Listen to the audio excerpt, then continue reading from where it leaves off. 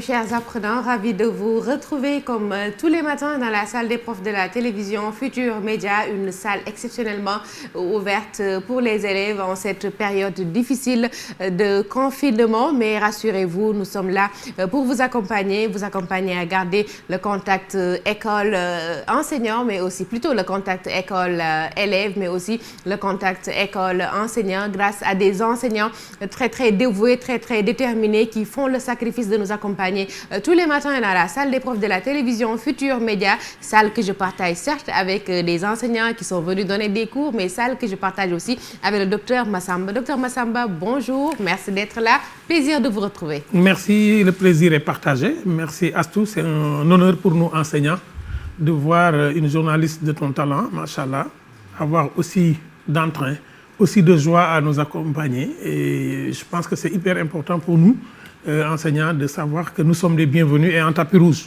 en plus ici. C'est pourquoi je ne cesserai jamais moi de remercier au nom des collègues la Fondation Youssou Ndour qui dès le début a accepté avec la TFM d'ouvrir cet espace. Vous n'étiez pas obligé de le faire, vous l'avez fait. Et je voudrais quand même dire que cette mission-là de service public est une mission dont nous sommes fiers en tant qu'enseignants, de donner les preuves ici de la possibilité de l'exécution. Aujourd'hui, exceptionnellement, je voudrais quand même m'attarder une minute, si vous le permettez, une minute sur deux situations. La première situation, c'est, et je le rappelle, et je le rappellerai aux parents, notre objectif, c'est de faire de cette fenêtre-là une fenêtre où les enseignants, demain, pourront dire, nous, quand les médecins étaient dans les hôpitaux, et je leur dédie cette émission, quand les vendeurs étaient obligés d'être à la boutique, quand les pompistes étaient obligés de risquer leur vie pour qu'on ait de l'essence, nous, enseignants, nous avons donné de notre temps pour participer à la lutte contre Covid-19. Ceci est la mission principale. Montrer que l'enseignant sénégalais est engagé, il est patriote. La deuxième mission, c'est que nous avons une responsabilité. Nous ne laisserons pas les enfants de ce pays dans le désarroi. Nous ne pouvons pas le faire. Et pour cela, nous avons ouvert cet espace pour qu'ils aient envie d'apprendre à la maison. La télévision est le lieu où ils se rencontrent et c'est pourquoi nous ne faisons pas du e-learning. Le e-learning, c'est tenir à distance un groupe maîtrisé, avoir une interaction avec ce groupe et cela passe par Internet. Nous ne faisons pas du e-learning, nous ne sommes pas dans ce code-là. Nous ne faisons pas de l'enseignement à distance avec un groupe maîtrisé. Nous savons comment le faire, mais ce n'est pas l'objectif. Nous faisons ce qu'on appelle de l'enseignement par les médias. Mais de l'enseignement par les médias en période de crise. C'est normé, c'est structuré, nous en connaissons les normes et les structures et le format.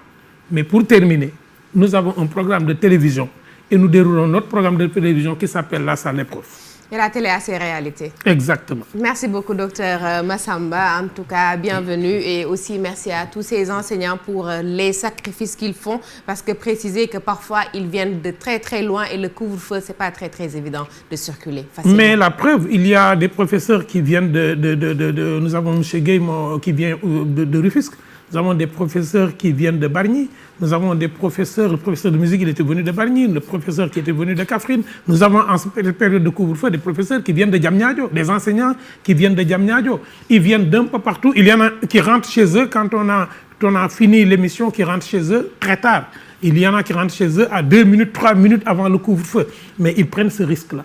Je pense que moi, je ne pourrais jamais dire ma fierté d'être un enseignant pour la vie, enseignant un jour et enseignant éternellement, parce que pour moi, c'est l'un des meilleurs métiers au monde, pour ne pas dire que c'est le meilleur métier, parce que j'ai une journaliste et des techniciens autour de moi.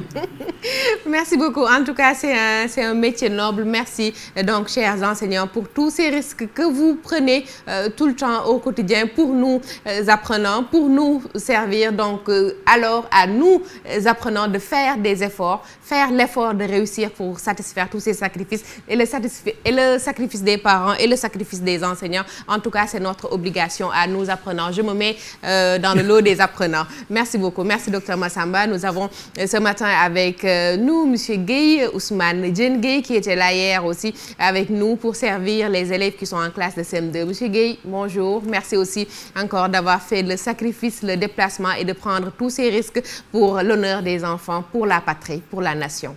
Merci Assoumen, merci docteur, n'est-ce pas, de l'invitation qui m'est faite encore une fois, n'est-ce pas, c'est un honneur, n'est-ce pas, un bonheur indicible, n'est-ce pas, de partager ce plateau avec des fiertés donc de la télévision sénégalaise, n'est-ce pas, à savoir vous, la grande présentatrice, n'est-ce pas, et aussi l'éminence grise, donc docteur Massamba, n'est-ce pas, qui fait la fierté du Sénégal, aussi bien dans l'éducation que dans la culture. Merci beaucoup. Merci beaucoup, M. Gueye. En tout cas, mille merci à vous. Le tableau, nous vous donnez le temps de vous installer. Je vais en profiter aussi et faire mon confinement. Merci pour l'honneur. Je suis une petite villageoise qui essaie de m'adapter à la télé. Ça va venir avec le temps. J'espère bien. Donc aujourd'hui, une fois n'est pas coutume, donc geste barrière avant d'entamer quoi que ce soit pour nous préserver davantage et demander donc au Tout-Puissant aussi de nous préserver. Hein, parce que c'est lui aussi qui a le pouvoir divin, n'est-ce pas? On enlève d'abord le masque, n'est-ce pas, Serge Apprenant? Votre maître est démasqué. Voilà. Maintenant, aujourd'hui, n'est-ce pas, une fois n'est pas coutume, donc après le français de la dernière fois, donc à savoir la leçon de grammaire, donc aujourd'hui nous allons donc faire un saut donc en mathématiques précisément, donc en activité numérique portant sur l'utilisation de la proportionnalité, autrement dit, donc la règle de 3, n'est-ce pas, de façon plus simple.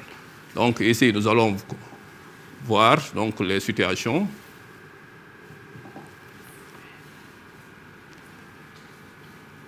Voilà.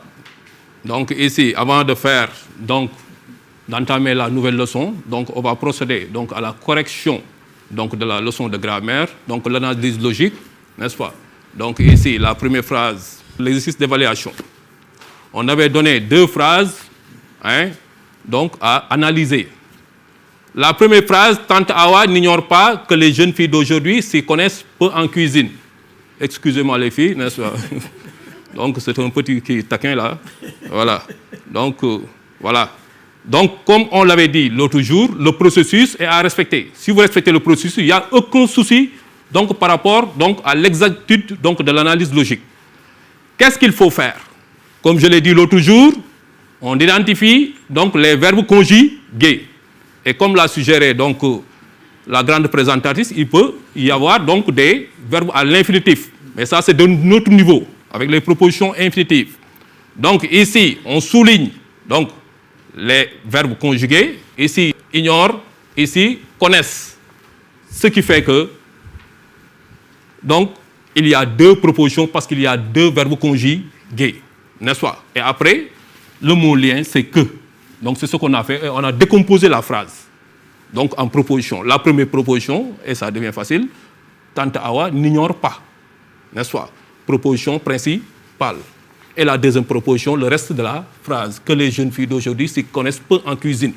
Donc, ici, si vous regardez, le que donc, est précédé par un verbe donc par un verbe conjugué, ce qui veut dire qu'il n'y a pas d'antécédent. Donc forcément, donc, c'est une proposition subordonnée, conjonctive, introduite par que, et évidemment, toujours, et ce n'est pas toujours le cas, ça peut être sujet, mais rarement, mais le plus souvent, c'est COD. Donc ici, on pose la question, Tante Awa n'ignore pas quoi, donc que les jeunes filles, donc ça répond à la question quoi, donc c'est un COD du verbe ignorer. Maintenant, pour la deuxième phrase, nos parents souhaitent bien que tous les enfants réussissent. On va procéder de la même manière. Verbe conjugué, souhaite, réussissent. N'est-ce pas? Donc il y a 2 propositions parce qu'il y a évidemment donc 2 verbes conjugués. Donc, et ici, toujours que, parce que la leçon porte sur la proposition subordonnée conjonctive introduite par que. C'est pourquoi on se focalise donc sur la conjonction de subordination que. Donc ici, on décompose, donc ici, la première proposition, nos parents souhaitent bien. Très bien. Proposition principale. Que tous les enfants réussissent, n'est-ce pas? Proposition subordonnée conjonctive. Pourquoi? Donc il va falloir expliquer. Parce que si on regarde ici dans la phrase, entre que et le verbe souhaite, il y a quelque chose. Mais ce quelque chose-là, donc quelle est sa nature? Quelle est sa fonction? Et quelle est sa nature et sa fonction? Évidemment, ce n'est pas un COD. Si on pose la question, nos parents souhaitent comment? Bien. Donc, c'est autre chose, n'est-ce pas? Vous aurez à apprendre. Donc, et ici, le reste de la phrase, que tous les enfants réussissent, proposition subordonnée conjonctive introduite par que, COD du verbe souhaiter, n'est-ce pas? Je pense que beaucoup parmi vous ont trouvé, n'est-ce pas? Hein?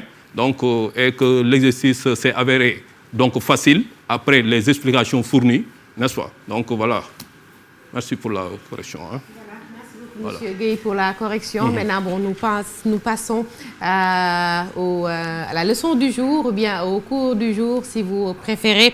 Et ça va tourner autour de la proportionnalité et règle de 3. Voilà. Donc, oui, Assumben, donc la règle de 3. Donc ici, comme je l'ai dit l'autre jour, donc, hein, il faut d'abord des situations, et des situations vivantes et familières donc, aux enfants, n'est-ce pas? Donc, voilà, pour pouvoir donc intéresser davantage les élèves. Situation 1. Un véhicule consomme 8 litres d'essence tous les 100 km. Il effectue un trajet de 50 km. Consigne, calcule la consommation totale à la fin du trajet. Donc ici, aussi, la démarche de résolution de problème, il faut identifier donc les informations numériques. La première information numérique, c'est quoi? Oui, très bien, 8 litres. 8 litres. N'est-ce pas? Deuxième information numérique, donc 100 km. Et troisième information numérique, oui, 150 km. Très bien. Donc maintenant, on va expliquer donc, ce que représente chaque information numérique. Donc si on se réfère à l'énoncé, un véhicule consomme 8 litres d'essence. Que représente 8 litres d'essence? Donc c'est la quantité d'essence consommée par donc, le véhicule. La quantité d'essence consommée par le véhicule au 100 km.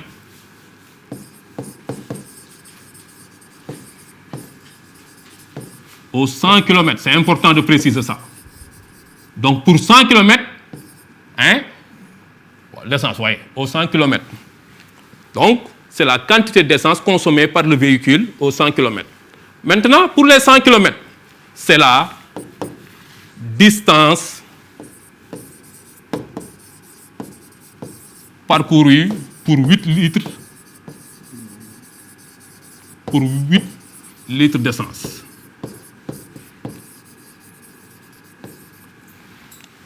Et les 150 km, c'est effectivement la distance parcourue par le véhicule lui-même.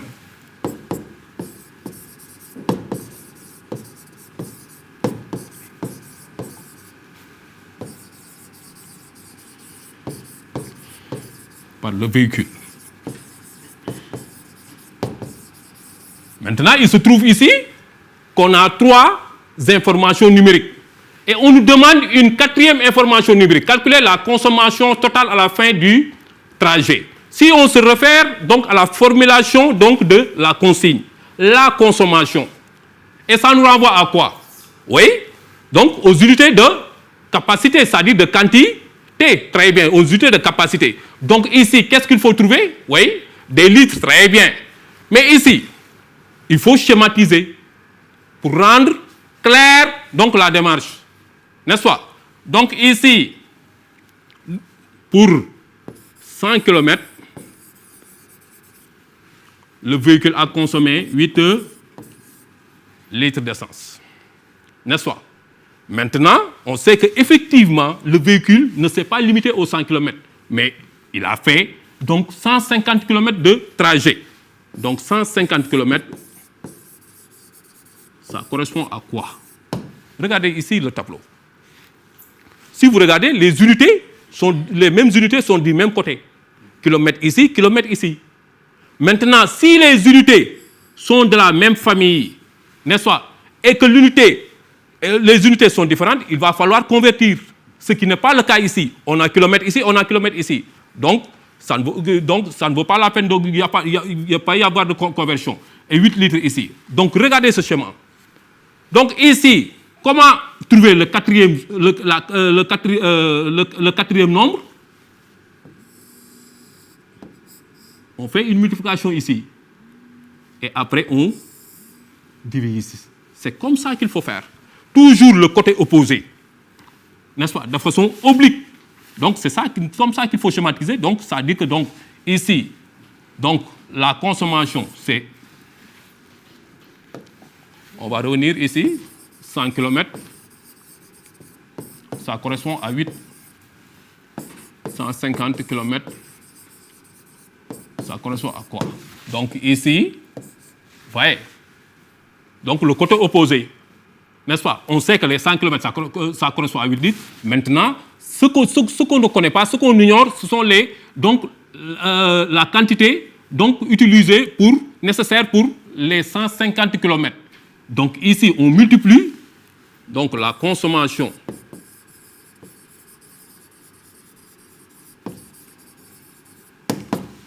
nécessaire à la fin du trajet.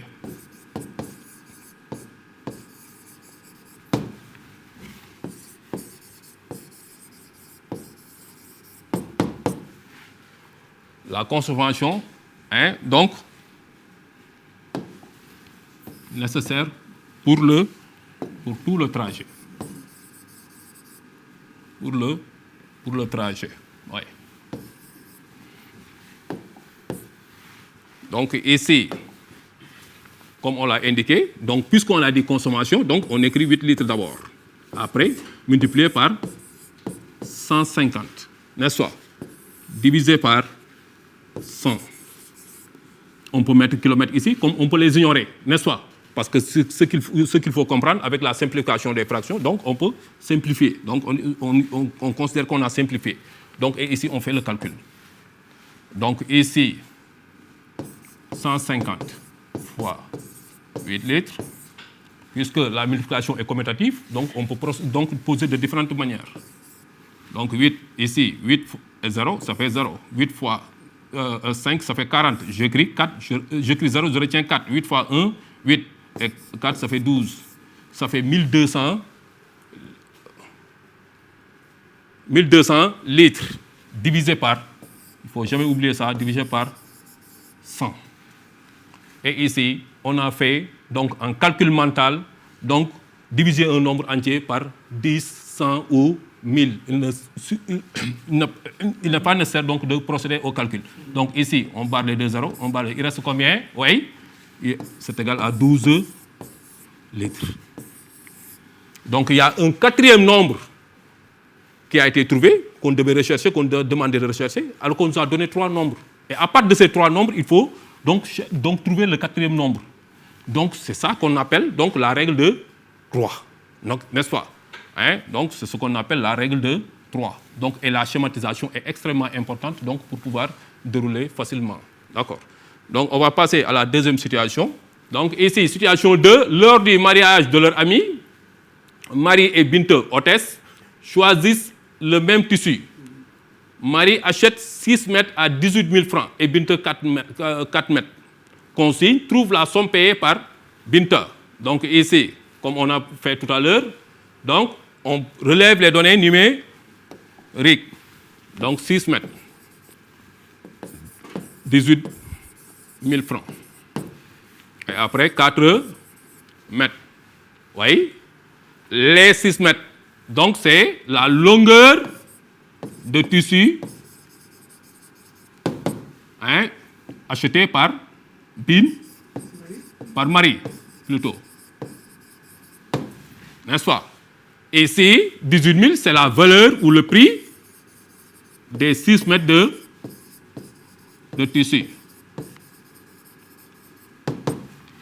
Et les 4 mètres, c'est la longueur de tissu acheté par Binte.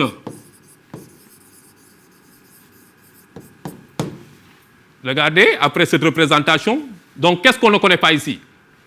Donc, c'est la valeur des 4 mètres. Effectivement, dans la consigne, c'est ce qu'on nous demande. Et les 4 mètres, ça appartient à qui? À Binte. Donc, on va procéder de la même manière. Donc, la valeur du tissu donc de Binte. Et ici, on va schématiser. Donc ici, 6 mètres correspond à quoi? Donc ça coûte 18 000 francs. Et les 4 mètres, oui, ça correspond à quoi? C'est ce qu'on ne connaît pas. Donc ici, on dispose de 3 nombres et à partir de ces 3 nombres, on doit calculer le 4e nombre. Donc regardez ici, mètre sous mètre, n'est-ce pas? On l'a, donc il n'y a pas de souci de ce côté-ci. Maintenant, ce qu'on doit trouver ici, c'est des francs, n'est-ce pas, de l'autre côté. Donc, et comme on l'a indiqué tout à l'heure, ici, on multiplie et on divise, tout simplement, n'est-ce pas? Donc ici, on prend 18 000, 1000 francs, multiplié par, multiplié par 4. Multiplié par 4, divisé par 6. C'est ça, n'est-ce pas? Très bien. Donc ici, si on fait le calcul,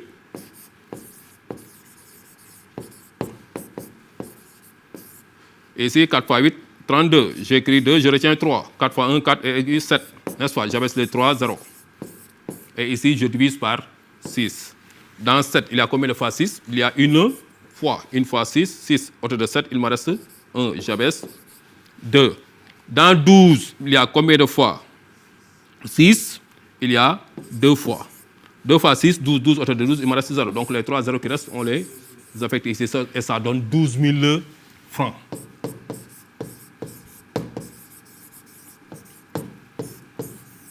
N'est-ce pas? Donc ici, le principe, c'est quoi? On a 3 nombres. Et à partir de ces 3 nombres, on demande de rechercher le 4e nombre. N'est-ce pas? Donc c'est ça. Donc, pour récapituler, donc, c'est ça qu'on appelle donc, la proportionnalité ou la règle de 3. Donc utiliser les 3 nombres pour retrouver donc, le 4e nombre. N'est-ce pas? Très bien. Donc ici, on peut illustrer, avant de terminer, donc, à partir donc, de ce qu'on appelle le tableau de variation. N'est-ce pas? Donc, ici, on peut dire, par exemple, 1 mètre de tissu. Ici, 2 mètres. Ici, 3 mètres. 4 mètres. 5 mètres. 6 mètres. N'est-ce pas? Donc, 1 mètre, ça correspond à quoi? 2 mètres, ça correspond à quoi? Ainsi de suite. N'est-ce pas? Et ici, si on regarde, donc, 6 mètres, 1, 2, 3, 4, 5, 6. Ça correspond à 18 000 francs. Et les 4 mètres, ça correspond à 12 000 francs. N'est-ce pas? Donc, ici, si on regarde entre 12 000 et 18 000 francs, la différence, c'est 6 000 francs. Et là, 6 000 francs, entre les deux, si se partagent ça, donc c'est 3 000 francs. Donc 3 000 francs ajoutés à qui? Donc ça donne 15 000 francs. Donc il y a toujours une différence de 3 000 francs qui s'augmente. N'est-ce pas? Donc ici, si on retrace, si on revient en arrière, si on retranche 3 000 francs, il y a 9 000 francs. Ici, 6 000 francs. Ici, 3 000 francs. Donc voilà, donc de façon beaucoup plus simple, donc le tableau de variation, donc qui permet donc de régler, donc de faciliter la règle de 3, n'est-ce pas? Donc aujourd'hui à Soumbène, donc c'est ce qu'on a eu à proposer, donc comme un exercice donc de mathématiques, donc pour les classes de CM1 et CM2. Voilà. Monsieur Gueye, le tableau de variation aussi permet la vérification. Tout à fait, tout à fait. Et même bien avant la vérification, en amont, ça peut permettre de base de travail, n'est-ce pas? Pour mieux donc s'assurer donc le calcul donc de la règle de 3, c'est-à-dire le 4e nombre recherché. Voilà. Merci beaucoup. Ils ont des exercices pour aujourd'hui, finalement. Je pense qu'ils vont m'en vouloir à force de demander des exercices. Non, il n'y a pas de souci. Donc, c'est le but donc, de la prestation, donc permettre de donner quelque chose aux élèves. N'est-ce pas, la situation 3. Pour arroser une aire de 135 mètres carrés, il faut une capacité d'eau de 2 hectolitres, 25 litres. Le jardin familial a une aire de 405 mètres. Donc, ici, consigne trouve la quantité d'eau nécessaire pour arroser le jardin familial. N'est-ce pas? Donc, là, voilà. Ça a l'air un peu beaucoup plus compliqué. Corsé. Voilà, c'est ça. Donc, il va falloir donc passer par un détour avant de calculer. Donc, voilà. D'accord. Il dit un détour. Je les adore. Merci beaucoup, Monsieur Gueye. Merci pour ces 2 cours de la semaine. Je pense le premier, c'était sur l'analyse logique. Aujourd'hui, vous revenez sur les proportionnalités ou la règle-toi. Merci beaucoup. Donc, je pense qu'ils sont très bien servis, les enfants. Donc, vous avez de la matière, vous avez quelque chose sous la dent. Alors, n'hésitez pas à mâcher et à remplir, pas le ventre, mais l'esprit. Très bon courage à vous, chers apprenants et chers élèves qui sont en classe de CM2. Préparez-vous bientôt les examens, Inch'Allah. Et ce que nous souhaitons, c'est du 100%, comme les élèves qui sont en terminale S1. Donc, très bon courage à tous. Maintenant, nous restons avec les mathématiques et nous restons avec les élèves qui sont en terminale S1 pour accueillir M. Momodouli. Il était là hier autour des produits vectoriels. Aujourd'hui, il revient avec une application. Monsieur Ly, merci d'être là. Voilà, merci, je vous remercie. Et je salue l'assistance, particulièrement le docteur Gueye, donc, qui nous a donné l'opportunité, en fait, et à Soumbène, de pouvoir, en fait, exposer sur ce que... Bon, c'est des exercices d'application sur ce que nous avions fait la dernière fois. Donc, avant de continuer, il faut voir est-ce que les élèves ont compris ce qui a été fait la dernière fois. Donc, on les avait donné 5 exercices à faire. Donc, j'ai choisi peut-être l'exercice 1, et l'exercice 3, et éventuellement l'exercice 5. Maintenant, le reste, ils vont voir. Si on a la possibilité de revenir, on va essayer de corriger les 2 autres exercices restants. Par mesure de prudence. C'est devenu un réflexe. Voilà, comme ça, c'est... Donc, on prend... Voilà. Donc... L'exercice 1, on nous avait dit que IJK est une base orthonormale directe. Donc, on l'avait défini dans le cours de la dernière fois. Maintenant, on demande de montrer que, donc, l'exo 1. Donc, la question, c'est de montrer que I plus J plus K, ça, c'est un vecteur. De même que le vecteur I moins J. Et le troisième vecteur, c'est I J moins 2K. Donc, on demande de montrer que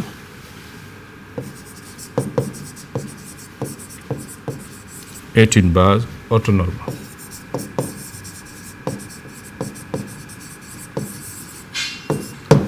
Voilà, donc voici la question. Maintenant, voilà. OK. Donc, la dernière fois, donc on avait dit que pour que U, V, W soit une base, il faut que le vecteur U scalaire V soit égal à, donc scalaire V soit égal à V scalaire W qui est égal à W scalaire U. Ça doit donner 0. Voilà. Voilà. OK. U scalaire V. Donc U, c'est le vecteur I plus J. Bon, il y a le vecteur J ici. Plus K. Scalaire, le vecteur V, c'est I. Voilà. Donc là, maintenant, on distribue. Or, rappel, hein, I scalaire I, ça donne I carré. Donc, ce qu'on appelle le carré scalaire. Ça donne 1. De même que I scalaire J scalaire J et K scalaire K. Mais I scalaire J, ça donne 0. OK? J scalaire K, ça donne 0. De même que I scalaire K. Pour rappel, là, le produit scalaire, il est commutatif. Donc, U scalaire V, c'est la même chose que V scalaire. Différent maintenant du produit vectoriel qui n'est pas commutatif. Voilà. Donc là, quand je distribue, ça fait IO carré, nombre de I au carré, plus ceci, ça va me donner 0, parce que c'est I. Voilà. Parce que c'est I scalaire J. Maintenant, si je reprends J scalaire I ici, aussi ça me donne 0. OK? Maintenant, J scalaire J, ça va me donner moins J, norme de JO au carré qui va donner après 1. Maintenant, pour K scalaire I, ça donne 0. K scalaire J aussi, ça va donner 0. Donc, il va nous rester... Ça, c'est combien? C'est 1. Moins 1, donc ça donne 0. Donc, cela veut dire quoi? Le vecteur U est orthogonal au vecteur V.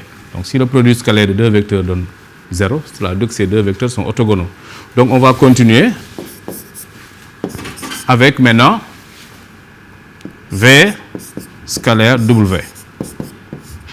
V, c'est I moins J, scalaire I plus J moins 2K. Voilà. Là aussi, si on distribue, scalaire I, ça fait I au carré. Être explicite. Ça fait 0. Ceci, ça me donne 8. Ça fait J au carré. Et là, ça me donne plus 2. Pour ça, ça donne 0. Hein? Parce que ça, c'est 2 facteurs de 0. Voilà.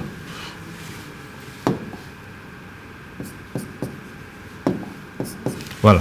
Parce que J scalaire K aussi, ça donne 0. J scalaire K, ça fait 0. Donc, il nous reste maintenant. Donc, ça, c'est 1. Moins 1, ça fait 0. Et qu'est-ce qu'on a aussi? Changer de tableau. Voilà. On a V scalaire W qui donne 0. Alors, le vecteur V est orthogonal au vecteur W. Voilà. Voilà. Maintenant, il nous reste W scalaire U. OK. W, c'est le dernier vecteur, c'était le vecteur I plus J moins 2K. Scalaire I, c'est I plus J plus K. Voilà. Donc, on développe. I scalaire I, ça donne 1. I scalaire J, ça fait 0. I scalaire K, ça fait 0. J scalaire I, c'est 0. J scalaire K, c'est 1. Maintenant, ça, c'est 0. 0 moins 2. Donc, ceci, ça nous donne 2 moins 2 qui donne 0. Alors, W, voilà, A, U. OK. Maintenant, on remarque quoi? Donc, on a U, parce que, donc si on veut revenir, voilà. Donc, on avait, donc U, W scalaire U est égal à 0. De même que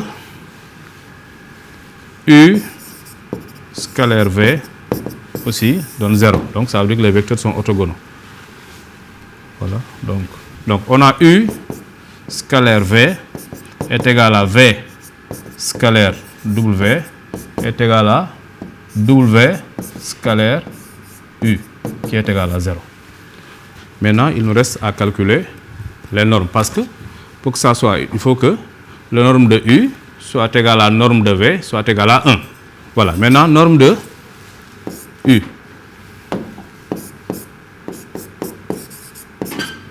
C'est égal à la norme de I plus J plus K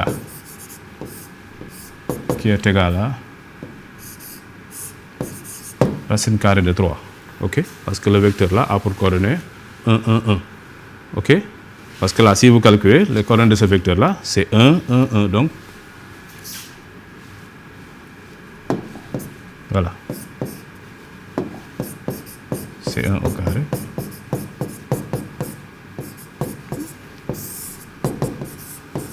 Voilà. OK? Maintenant, norme de V, c'est égal à V, c'est le vecteur I moins J. C'est égal à racine carrée de 1 au carré plus moins 1 au carré. Donc, ça donne racine de 2. Et enfin, norme de, c'est égal à norme de I plus J moins 2k. Ça fait racine carrée de 1 au carré, plus 1 au carré, plus moins 2 au carré. Ça donne racine carrée de 6. Voilà, donc 1 et 4, ça fait 6. Voilà, maintenant ici, pour que ça soit une base, il faut qu'on ait des 1. Donc ici, cela veut dire quoi? Cela veut dire que 1 sur racine de 2, norme de V,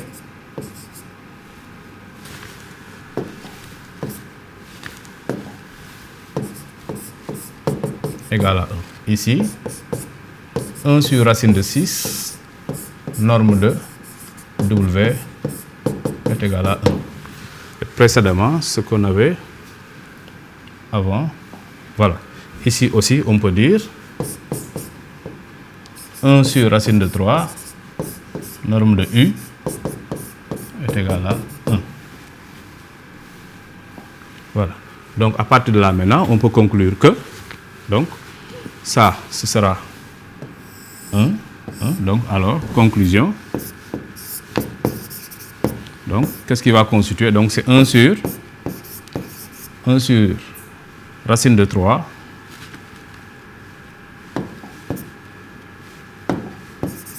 U, 1 sur racine de 2 V et 1 sur racine de 6 W. Voilà. Et une base.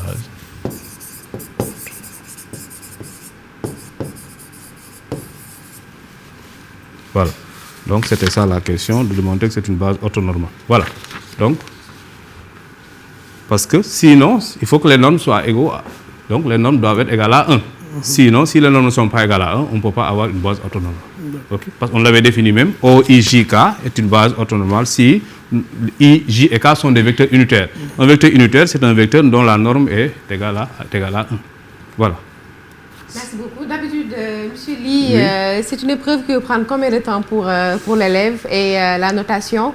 Bon, ça rapporte combien de points? D'habitude, ça, c'est des exercices d'application. D'accord.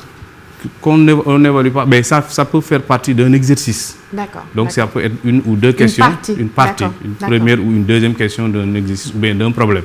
Donc, ça nous permet en fait d'avoir le bagage nécessaire pour pouvoir en fait affronter aller en profondeur. Est-ce qu'on peut leur laisser les autres exercices, les autres corrigés d'application, est-ce qu'on peut leur déposer ça? Si, il n'y a pas de problème, je peux les avoir. Voilà, il n'y a pas de problème. Les 4 exercices autres restants. Donc ça, c'était l'exercice 1. Merci. Donc il y a 4 autres exercices qui restent. Donc je pourrais vous les remettre et vous pouvez mettre ça dans le groupe. Les élèves pourront consulter et voir. Maintenant, s'ils ont des problèmes, s'ils demandent, donc nous aussi, on va essayer de voir comment essayer de résoudre le problème, tout en espérant que d'ici le 4, donc le corona va reculer et que tout le monde retourne en classe. Et vraiment, et essayons tout de respecter les mesures qui ont été édictées par la hiérarchie. Donc, essayer de se laver les mains, de respecter les distances. Donc, si on n'a pas quelque chose à faire dehors et de rester à la maison. Si on a quelque chose à régler, le faire et retourner aussitôt à la maison. Donc ce sera une volonté, une lutte commune. Sinon, s'il y a quelques-uns qui ne restent pas, on risque de ne pas encore... Il faut les attacher. Tous ceux qui vont vouloir sortir et qui n'ont rien à faire, achetez des cordes, attachez-les. Voilà. Attachez-les au pied du lit. Okay. Voilà. Merci beaucoup, Monsieur Ly. Merci beaucoup. Un plaisir et en tout cas, ça demande beaucoup de précision, beaucoup de concentration.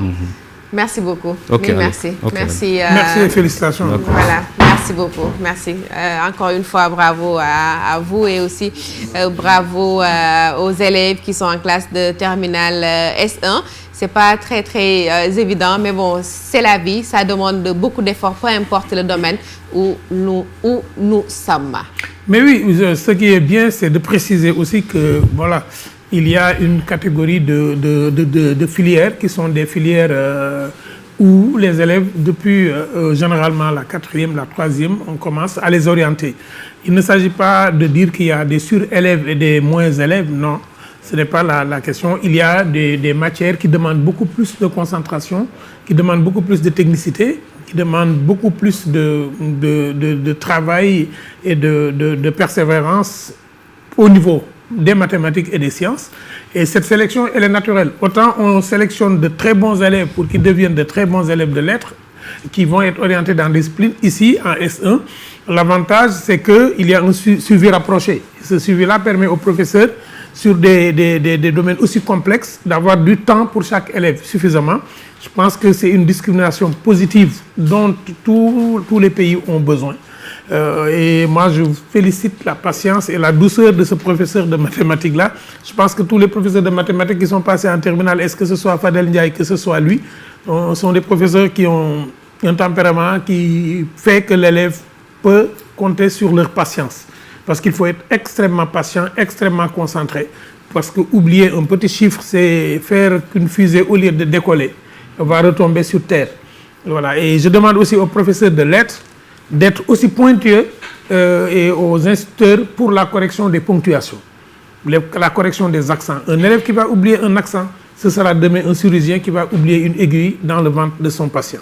Merci beaucoup, docteur Massamba. Donc, le sacrifice, c'est dans la vie de tous les jours, mais aussi beaucoup de rigueur à l'image de l'Allemagne. Aujourd'hui encore, j'espère que nous allons encore voyager avec monsieur Sarr, qui hier nous a fait un excellent cours sur l'Allemagne. Il nous a permis de découvrir l'Allemagne, un pays de rigueur, un pays d'engagement. En tout cas, merci d'être là aujourd'hui avec nous. Nous retournons en Allemagne ou bien aujourd'hui nous allons faire l'Europe?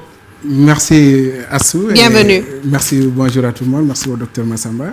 Donc, nous allons toujours rester en Allemagne, mais avec d'autres tâches à faire quand même. Merci beaucoup. Merci, voilà, monsieur Sarr. Merci beaucoup. Donc, comme toujours, hein, les réflexes barrières à ne pas oublier. Oui. J'aime bien le mot réflexe que notre frère Ibrahim Thiam a installé ici. Ah, d'accord. Il faut que ça devienne des réflexes. Voilà, donc, mais toujours donc, les gels antiseptiques ou bien se laver avec les mains avec de l'eau et du savon. Oui. Et toujours aussi ne pas oublier le masque en sortant, tout en respectant les distances, bien sûr. Donc voilà, comme nous l'avions dit la dernière fois, hein, et après avoir parlé bien sûr du modèle économique allemand, je crois bien que je vous avais laissé un exercice à faire et que cet exercice portait toujours sur ce modèle de développement, bien sûr, qu'est l'Allemagne, avec un certain nombre de données statistiques à travers lesquelles nous allons pouvoir quand même montrer un certain nombre, bien sûr, de savoir-faire en géographie, et cela par la construction de graphiques.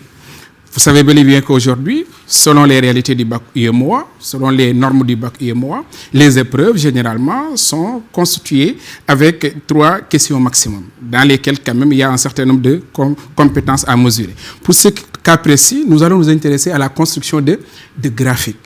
Qui parle de construction de graphiques fait allusion bien sûr à une représentation imagée, une représentation visuelle d'un certain nombre de données statistiques pour pouvoir comprendre et traiter l'information géographique. Et il y a plusieurs manières de le faire, il y a plusieurs façons de représenter l'information géographique, mais pour le cas précis, nous allons nous intéresser bien sûr à la représentation graphique, à savoir la construction de diagrammes. Nous allons essayer de démontrer comment construire un graphique pertinent d'un ensemble de données statistiques pour traiter l'information géographique. Ceci est important dans la mesure où vous avez l'habitude, bien sûr, de le voir à travers un certain nombre de, bien sûr, d'épreuves ou bien de disciplines connexes, que ce soit en économie ou bien que ce soit aussi dans d'autres sciences, bien sûr, que ce soit les SVT ou bien les sciences physiques ou bien même les mathématiques, et cela pour pouvoir mieux comprendre un phénomène. Donc, quand on parle de construction de graphiques, il y a plusieurs graphiques, comme je l'ai dit, et quand on vous dit représenté par un graphique pertinent, d'habitude, c'est ce qu'on fait. Donc, je vous demande quand même, mes chers élèves, de prendre votre stylo, prendre votre bloc-notes et de pouvoir bien prendre note. Il ne s'agira pas quand même, ça ne suffira à rien de regarder la télévision sans enregistrer ce qu'on est en train de faire. Donc là, un diagramme est pertinent lorsqu'il permet de représenter l'information géographique et de mieux la traiter afin de comprendre le phénomène dans un ensemble. Maintenant, à partir du moment où vous avez les données statistiques, c'est à vous de savoir si ces données peuvent être représentées par tel ou tel graphique. Ça peut être un graphique qui permet de représenter de façon à montrer la répartition, bien sûr, des données dans l'espace, ou bien l'évolution d'un fait ou bien d'un phénomène dans le temps. Pour ce cas précis, on va utiliser quand même l'exemple du diagramme en barre, mais pas tout le type de diagramme en barre. Ici, on parle là de diagrammes en barre complexes. Pourquoi? Parce que dans les diagrammes en barre, dans les types de diagrammes en barre, là, vous avez l'habitude de le faire. Depuis pratiquement le collège jusqu'à maintenant, vous avez été initié quand même à la construction de graphiques. Maintenant, en parlant de cette situation, pour le diagramme en barre complexe, c'est lorsque vous avez des données statistiques avec des unités différentes, de nature différente. Par exemple, je peux avoir le TAN et le PIB en milliards. Ou bien je peux avoir la population en millions et le taux, je ne sais pas, une autre proportion, c'est-à-dire la part en valeur relative. Dans ce cas, je vais représenter ces deux unités différentes dans un même diagramme, parce qu'on m'a dit par un graphique pertinent. La consigne est très claire. On m'a dit par un graphique. Donc, je n'ai pas le droit à le faire donc, par deux graphiques. Qu'est-ce qu'il faut faire? Il faut essayer donc de tracer 3 axes.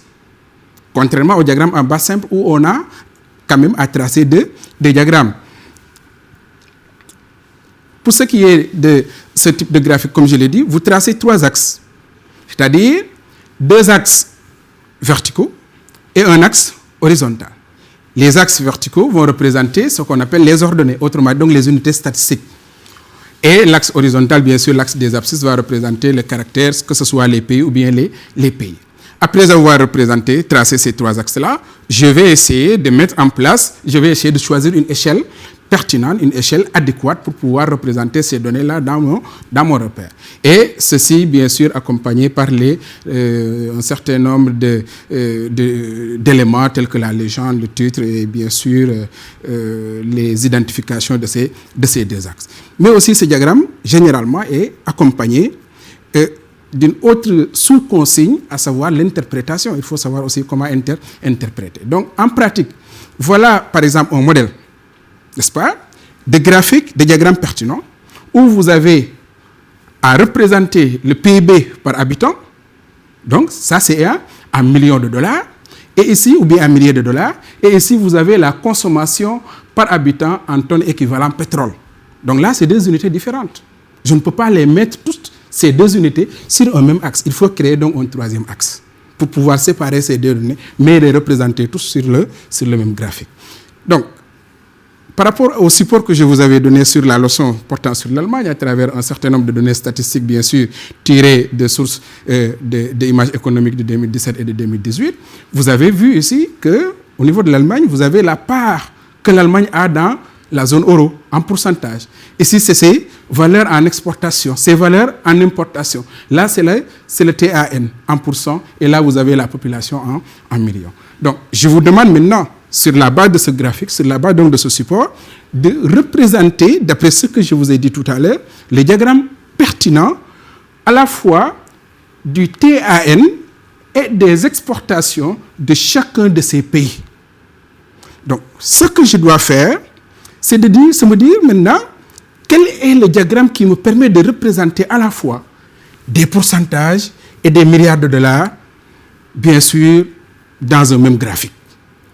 C'est l'objet de la leçon du jour. Tracer, donc, pour revenir à cette consigne, comme je vous l'ai dit, à partir du document 1, représenté par un diagramme pertinent. Le diagramme pertinent n'est pas un type de diagramme. Tout diagramme peut être pertinent selon quand même les données qui sont représentées. Le TAN est la part de ces différents pays dans le PIB de la zone euro. Et là, nous allons essayer de respecter ce que j'ai dit tout à l'heure, à savoir un axe, bien sûr, un premier axe vertical, un deuxième horizontal et un 3e aussi vertical. Qu'est-ce que je vous ai dit? Je choisis une échelle. Comment choisir une échelle? Je regarde dans mon tableau statistique la plus grande valeur. Et à partir de cette plus grande valeur, je me dis, sur mon tableau statistique, sur combien de centimètres je compte travailler? Quel est le nombre de centimètres sur ma copie sur lesquels je veux mettre mon graphique? On peut ne pas avoir la même échelle. Moi, je choisis par exemple la première valeur que je divise par le nombre de centimètres avec lesquels je veux travailler. Je veux travailler par exemple sur un graphique de 5 cm. Un autre peut travailler sur 6 cm, un autre, etc. Je prends la plus grande valeur, je la divise par les 5 cm et le résultat que je trouve peut me servir d'échelle. Donc, si on fait la même chose pour le graphique, pour le tableau, nous avons 1864 bien sûr milliards de dollars pour l'Allemagne. Je divise ça par 5 cm, ça me donne environ 400 et quelques. Je peux l'arrondir à 5 alors. Donc, dans ce cas, j'ai 5 cm et je gradue mes deux axes en centimètres en respectant l'échelle. C'est-à-dire, je me dis, chaque centimètre va représenter l'échelle. Je me dis 1 centimètre équivaut à 400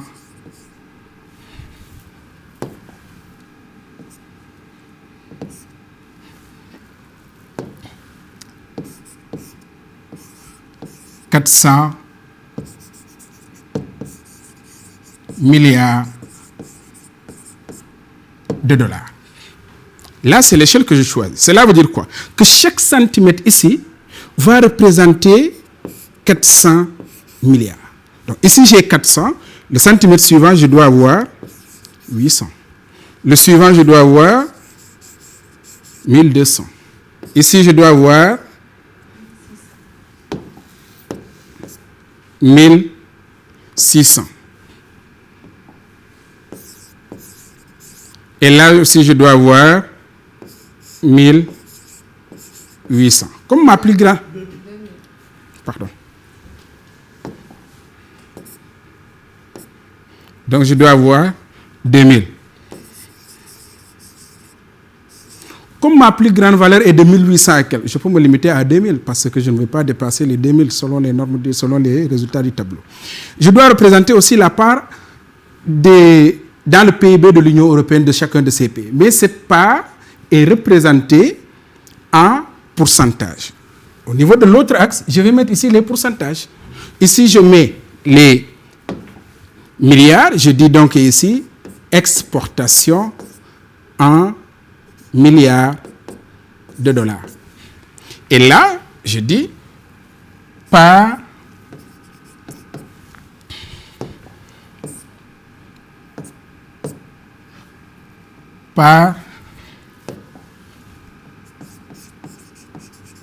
dans le PIB en pourcent.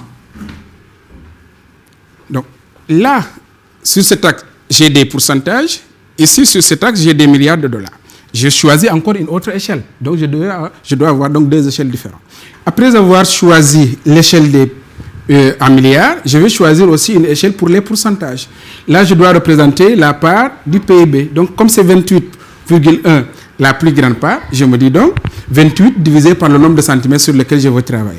Supposons que ça soit par exemple 7 ou 8. Je me dis 1 centimètre équivaut à 5%. Qu'est-ce que je vais faire? Je vais mettre 1 centimètre. Ici, c'est 5%. Bon, je ne mets plus le pourcent. Ici, j'aurai 10. Ici, j'aurai 15. Là, 20. Ici, 25. Et ici, 30. Comme ma plus grande valeur est de 28, je peux me limiter à 30. Qu'est-ce que je vais faire maintenant? Je prends l'Allemagne et je représente sa valeur, les valeurs de ses exportations. Voilà l'Allemagne qui sera représentée par 2 cm parce que j'ai 2 unités à représenter. Pour le premier centimètre, PIB, c'est les exportations, 1846. J'avais choisi une échelle 1 cm égale 400.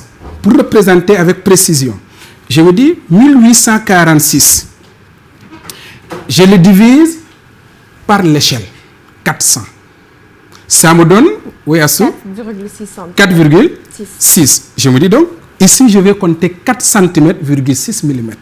Voilà 1 cm, 2 cm, 3 cm, 4 cm, virgule, vous prenez votre règle et vous regardez les millimètres. Donc, à peu près, ça sera ici 1860 et quelque chose comme ça.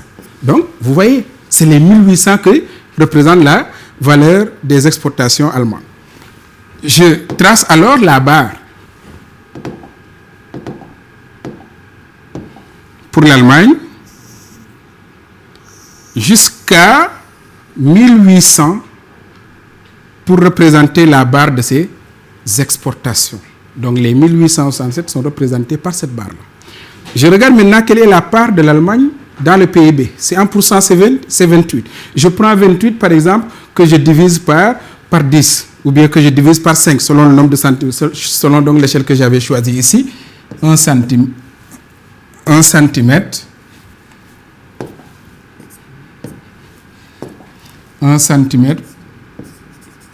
égale 5. Donc 28 divisé par 5, peut-être ça va me donner 5, et quelques. Donc je vous dis, ici j'ai 1, 2, 3, 4, 5,6. Avec votre règle, vous cherchez donc les millimètres. Donc ici j'aurai les 28,1. Je trace la barre de l'Allemagne pour la part en pourcentage du PIB. Voilà. Jusqu'à combien?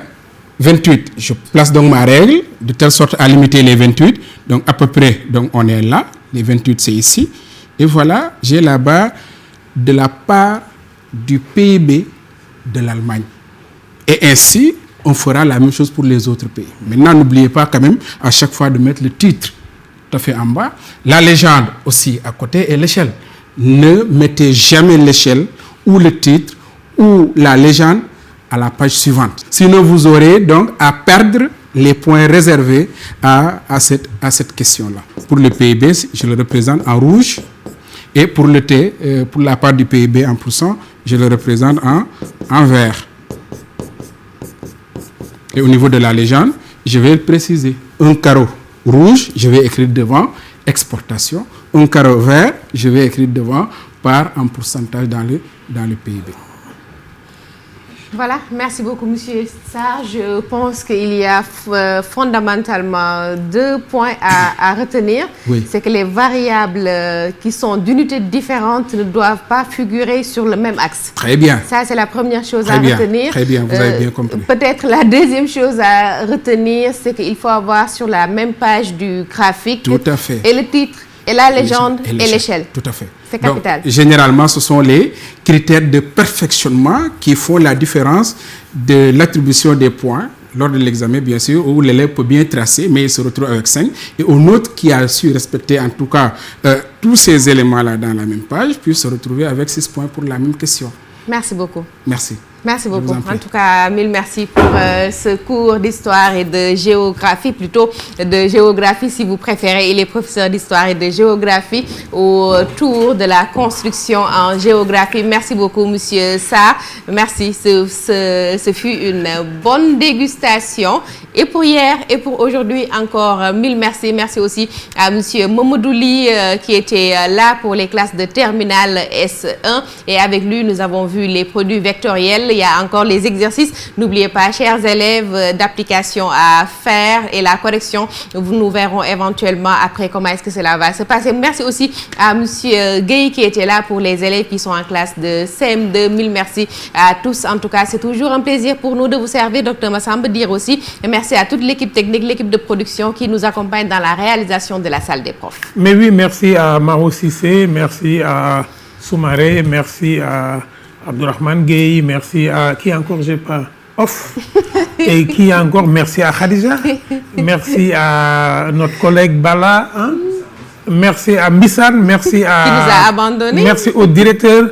Mbissane, c'est Ndoye qui nous l'a volé. Donc, merci aussi de l'autre côté à Maodo Cissé et à toute l'équipe. Et moi, je voudrais quand même rappeler que nous avons l'honneur d'avoir à la salle des profs un inspecteur d'AMSEC, mais un maître d'application aussi, notre frère. Et je veux saluer aussi tous les collègues de l'école radio. C'est bien ça? Cité Radio, de la Cité Radio, tous les collègues de la Cité Radio, leur dire merci du fond du cœur pour le soutien. Je sais qu'ils sont tous derrière toi, qu'ils appellent, qu'ils rectifient, qu'ils corrigent. Et là, vous avez dit quelque chose d'essentiel. Moi, je garde deux choses.